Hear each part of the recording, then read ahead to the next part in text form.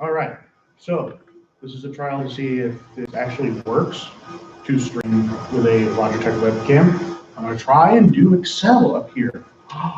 Amazing. So let's go crooked. No, I'm not that good.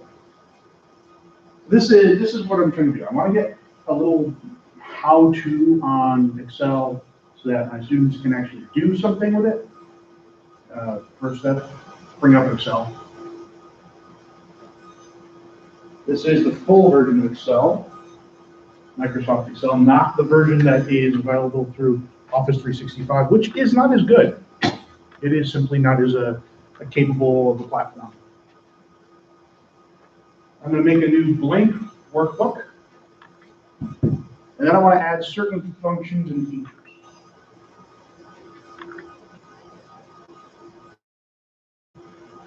Now, I developed this particular lesson, this entire thing, off of the lessons that I learned as a teacher at a corporate college.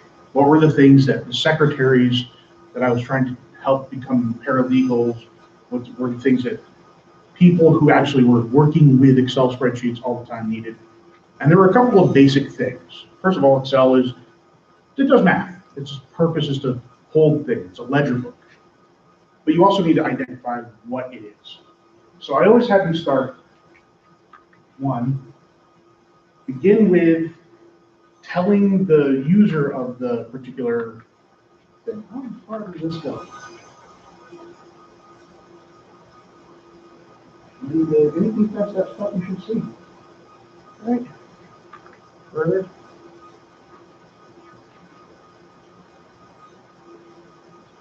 How far out does that go?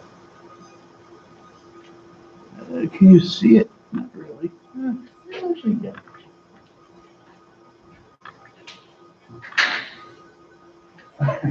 Still playing with this. So, okay. Identify yourself. We're going to put some identification over here. I'm going to merge these. I'm going to put the title on it. I'm going to merge these and put a name. My course sections need course one. We're going to put it in the grade book. And then a little description area here. Just by merging together the cells.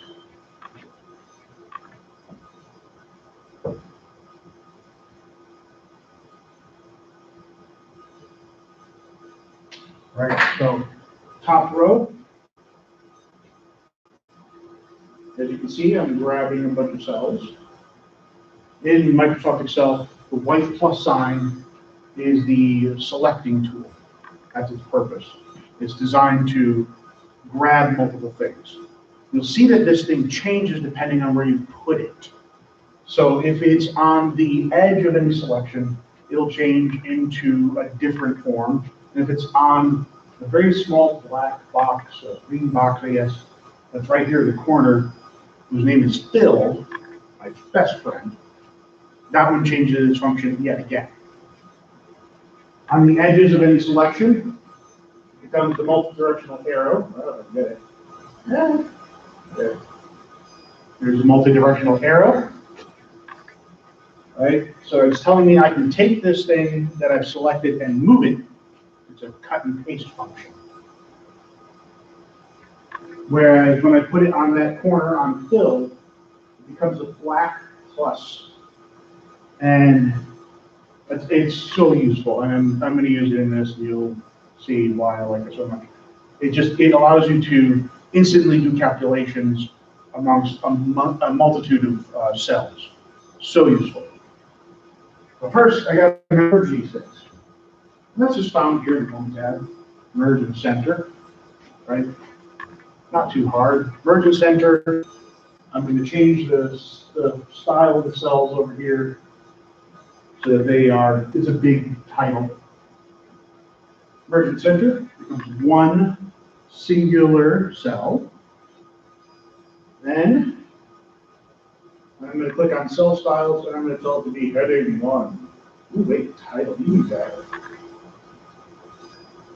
And I want to type it here. My silly pen. You should name yours according to what you want it to be. This project is designed so that you can do it on any topic you like, including no topic. I'm going to use fake words myself. Then I got to identify who am I. Merge across. Self-style, I'm going to look right one. Who am I? Xander Jackson. DXS111, and whatever your section number is. Remember, I teach like 2 to 5 of these per semester, so you all have your own section number. I believe the Monday, Wednesday class this spring 2020 is section 601, and the nighttime class on Wednesdays is section 603.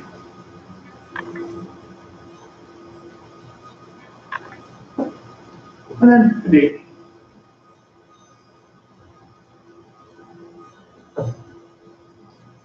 You know, basic information that I need to know. Basic information. You can see it's getting cut off right here. I can fix that by either expanding the width of this column or by telling it to text wrap. So I can do this, placing my mouse cursor right between these 2 columns in the header area right there. I can grab this and drag it out to make it large enough, or I can click on the wrap text button right there above it. Either one's fine.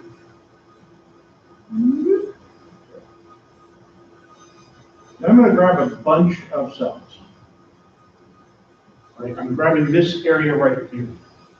It could be bigger, I could make it smaller. I could do this a couple of different ways, but I want you to know that you're able to create a box with a large amount of text in it. It can wrap around, it can contain a lot of dialogue. If this is for your motor behavior class, you'll probably say what you did in here. It's a lot easier to do this, merge it, kind of have a little block of text, than it is to just try and write in these cells, because that's not what cells are for. Each cell itself can contain a lot of information, but they get weird and jagged. It's not a Word document. It's an Excel spreadsheet. It's a ledger book. It's meant to deal with talking mathematically. So I'll grab all these. I'm just going to merge the cells. I'm going to turn on wrap text. And this is where I type stuff. This is where I type stuff to describe my project.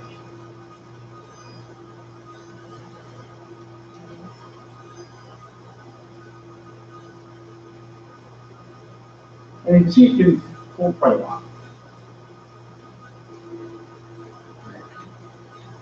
You should describe your project here when you're doing Tech Tools number 3. That's the purpose of it. It's a good spot to say something. Now, so far, let me just put a couple of cells together. But you can see I'm making them work in boxes. And that's how Excel thinks. It thinks in these sort of square units. This group of square out cells is numbers, and they can do math. This group has formulas that look at those numbers. So you really want to lay them out kind of intelligent. It is a lot of organizational tactics here. So first I've identified.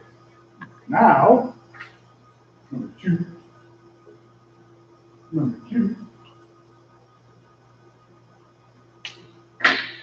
I got to create a place for my data.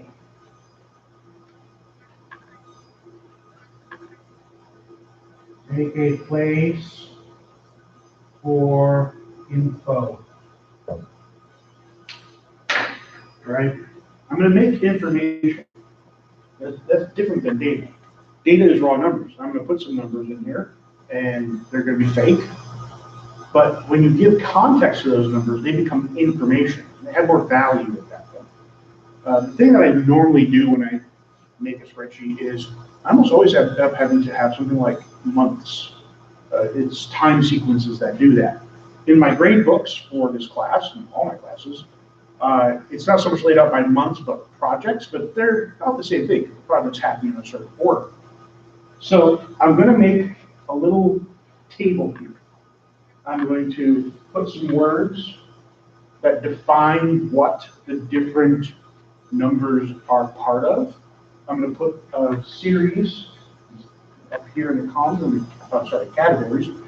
They're going to have the months. I'm even going to abbreviate the months, just to show you a cool trick we've built. So I'm starting in this spot, and I'm going to end up over in this spot.